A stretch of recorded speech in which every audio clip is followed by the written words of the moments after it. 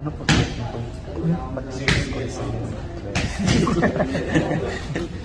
Ayun na.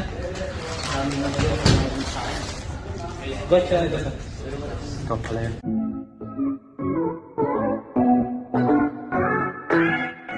Siya pala si Eman Basco Pacquiao, ang isa pang anak ni Mr. Manny Pacquiao sa ibang babae. At kaklose din niya ang mga kapatid kay Mr. Manny Pacquiao at Jinky.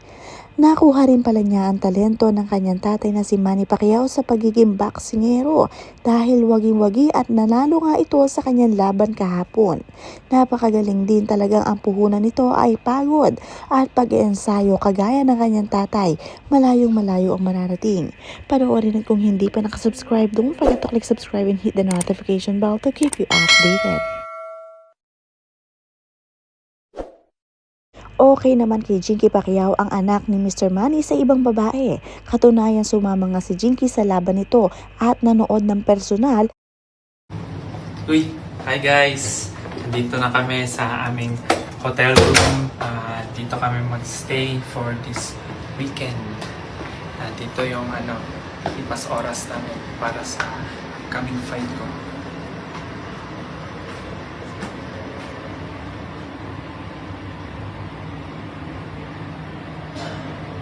Mainam si Manny Pacquiao dahil na kahit hindi niya kasama sa iisang bahay ang isa pa niyang anak na ito, ay talagang sinusuportahan niya sa anuman ang kagustuhan nito kagaya ng paglaban sa boxing.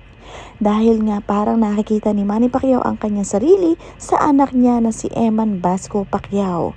Nakaka-proud ang moment na ito dahil talagang pinatunayan ni Eman kung gaano siya kagaling.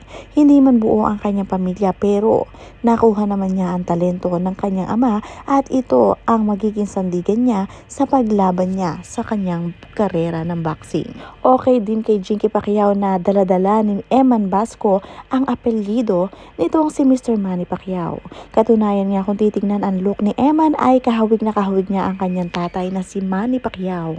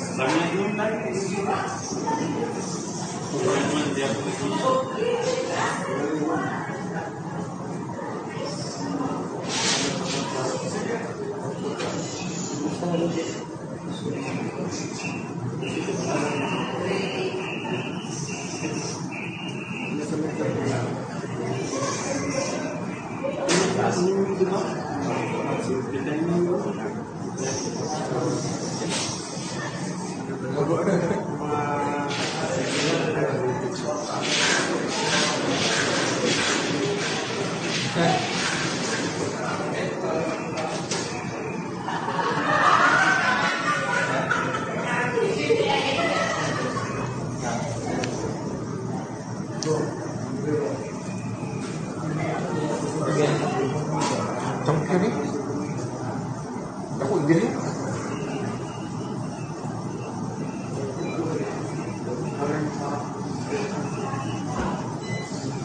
Ang pangalang Eman nga ay kapangalan ng isa pang anak ni Jinky at Manny Pacquiao na si Emmanuel. Kaya pala siya tinawag na Eman ay Emmanuel din ang pangalan niya. Kaya naman may anak si Manny Pacquiao na dalawang Emmanuel ang pangalan. Ang nakakatuwa naman kay Jinky Pacquiao ay marunong siya magpatawad. Kung dati-rati ay nagagalit siya dahil nga nabalitaan niya na may iba palang anak itong si Manny Pacquiao sa ibang babae.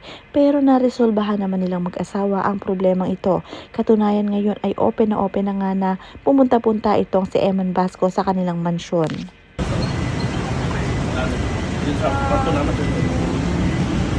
Oy, doko. Sa mani. Nasa kwarto rin. Ay, wala. Oh. Wala ka first ko. Mana.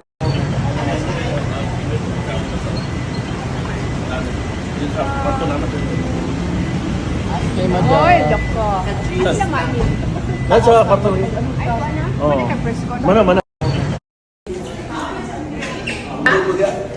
Bicol Express ko ka. Kamay pa kayo. Renovate na ang gym. Oh? Bago na ang gym. Hindi mo sabay nila. Dili. Dili na to.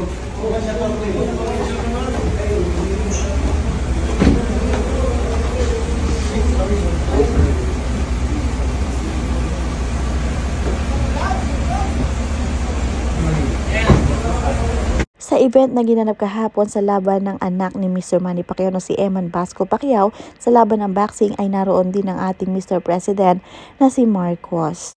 Proud na proud ang ating presidente sa pagkapanalo ng anak ni Manny Pacquiao dahil nga ang anak na si Eman Basco Pacquiao ay nagbigay ng karangalan sa ating bansa. Napakagaling na bata, talagang porsigido at desidido maging isang boxing champion. Kaya naman ngayon ay nakamit na niya ang tagumpay.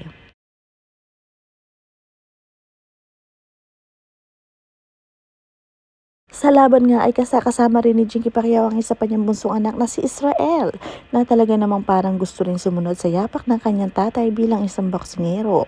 Pumoporma na rin ang batang ito at talaga namang parang may tindig din bilang isang boksingero. Kaya naman marami ang natutuwa dahil marami ang sumusunod sa yapak ng kanilang tatay dahil nga mga lalaki ang anak halos nitong si Jinky at may dalawa din silang anak na babae. Nakakatuwa yung mga anak ni Mr. Manny Pacquiao na napaka-proud sa kanilang tatay dahil nakikita nila ang hirap ng kanilang tatay Manny sa pagbaboxing. Pero pag nanalo naman ay talaga naman nakaka-fulfill.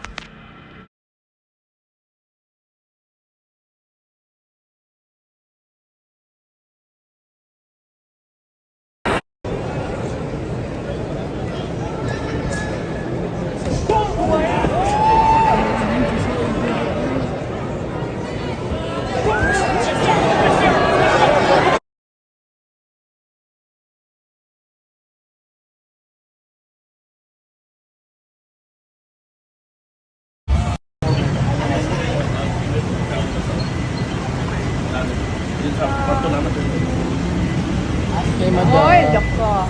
Sa money. Nasa kwarto rin. Ay, ikaw na? Oo.